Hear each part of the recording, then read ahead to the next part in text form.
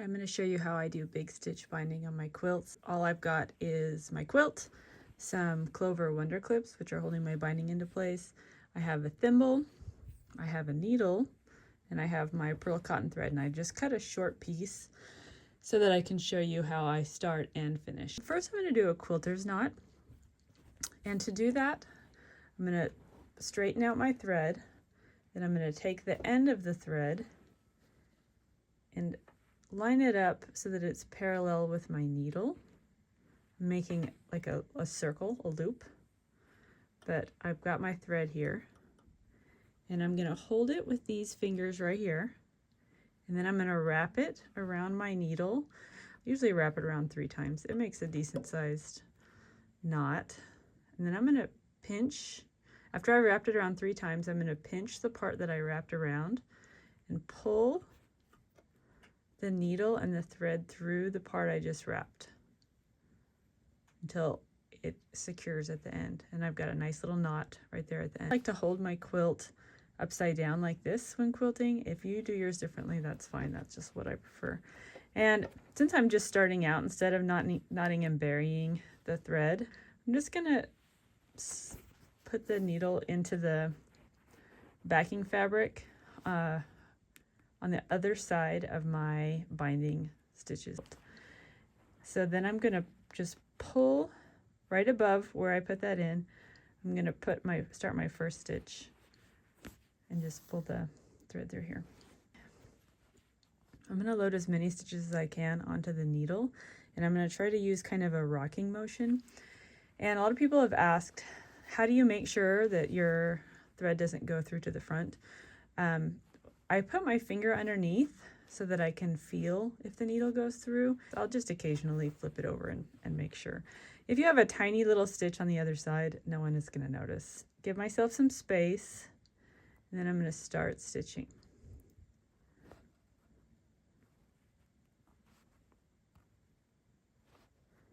And I'm just trying to load as many stitches as I can onto the needle. One, it will be easier on your hand to pull the needle through fewer times over the course of your quilt, but also your stitches will be straighter.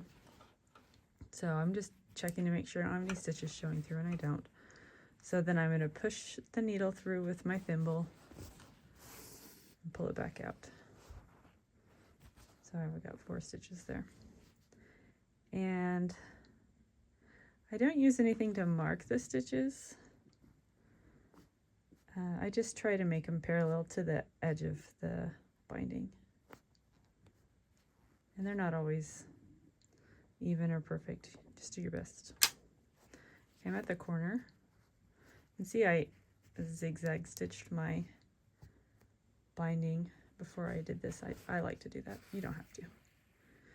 Okay, so what I'm going to do is here are the stitches that attached my binding to the front of the quilt.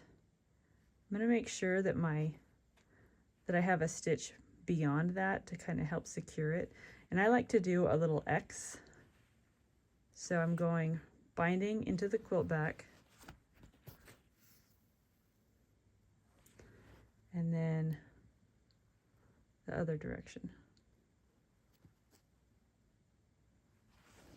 Like that. And it just makes a little stitch right here that helps secure it. Now I'm going to fold my corner down.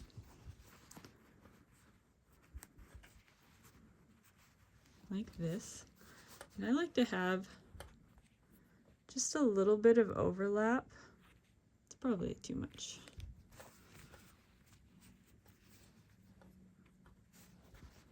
There we go.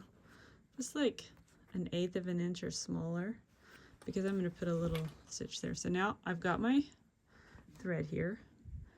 I'm going to put it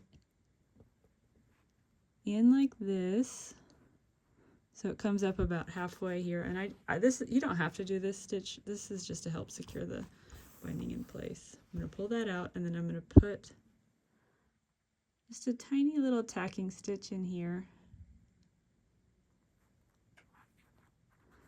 Then I'm going to have the thread come out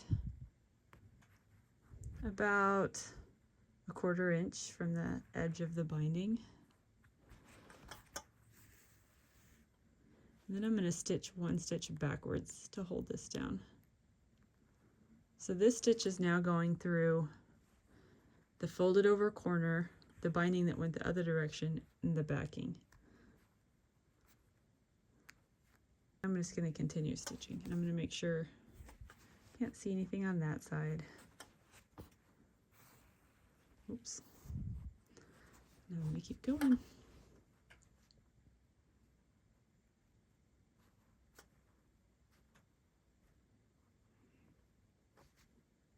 And it's not, I don't go super fast. I'm not a speed quilter. I'd rather do a good job than go fast. So take as long as you need, especially when you're first starting, because you'll be happier with the results. Oops.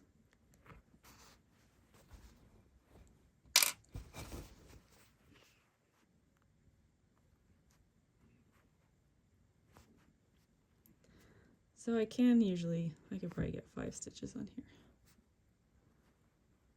You want to pick a needle that has an eye big enough for the pearl cotton, that is long, that has a little bit of flexibility to it, and that isn't so thick that it's going to be hard to pull the needle through the fabric, because it will be hard on your hand. One more set of stitches and then I will finish off this piece of, or I normally do a much longer piece of pearl cotton. I'm just doing a shorter one so that I can show you how I knot and bury my thread at the end. Okay, so now everything's nice and even. I'm going to do about the same space as the length of a stitch. Ideally, it will be the length of a stitch. I'm going to put my fabric straight into the quilt, and then I'm going to pull it out about 1/4 of an inch away. And then I'm going to do another quilter's knot, but this time I'm going to hold my needle down with this hand, and I'm going to wrap this around twice. I found once seems a little bit too small, and 3 times is a little bit too big. So 2 times usually is the magic number for me. So I'm still holding this with this needle. I've got my thread wrapped around my needle twice. I'm going to hold that thread in place and pull this through. And it's going to create a nice little knot right there on the back of the quilt. So now what I'm going to do is find that spot where the thread came out of the quilt, the same hole, and then I'm going to, about a little over 1/4 of an inch away, I'm going to pull this through. Now see I have the knot right there. So now what I'm going to do is take this thread and gently pull until the knot disappears into the back of the quilt, and just kind of give it a little rub with your fingernail and the hole will go away. So there you go. That's how I do it.